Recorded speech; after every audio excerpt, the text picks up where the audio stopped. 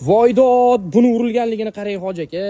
Juda ham qattiq urilgan Cobalt avtomobilini sotib oldik. Ko'rishinglar mumkin, mashinamiz dumalagan. Mana shu bir yoni but-butun qolgan.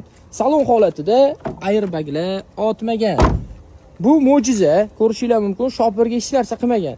Bu yonlari, orqa bagajlari ezilib yotibdi, stoplar sinib ketgan. Bu bir yoni tomlar ko'tarilib ketgan. Qaranglar, 3 ta balon yerda turibdi, bitta balon tepada turibdi. Motor korobkalar udar davomida tushib qolgan akalar. Motor korobka podushkadan uzilib tushib qolgan. Bordyurga urilgan bu Cobalt. Qaranglar, udar вообще мощный, qattiq urilgan. Salon holatda nimadir kami, shu ikkita narsa otmagan, o'zingizlar uchun bilib olinglar. Xullas, akalar mashinamiz yili 2021-yil 120 ming yurgan Cobalt avtomobili. Bu mashinani mana shu holatida Qashqadaryodan sotib oldik. Xullas, akalar butun O'zbekiston bo'ylab pachoq mashinalar sotib olamiz.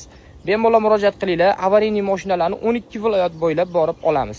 Pastdagi nomerlarga aloqaga chiqinglar, tanlovda adashmanglar.